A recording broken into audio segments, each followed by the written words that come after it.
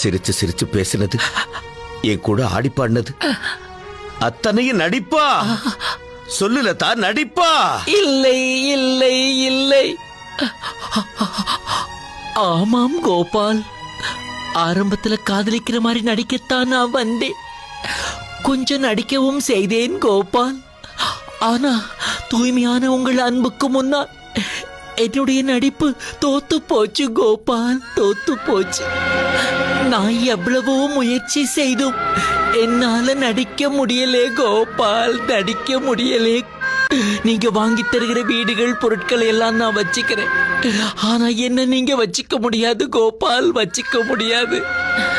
அடுத்த ஜென்மத்தில் நீங்க எப்ப வந்தாலும் சரி, எப்படி வந்தாலும் சரி, உங்களுக்காக நான் காத்து கொண்டிருப்பேன் கோபால், காத்து கொண்டிருப்பேன் கோபால்.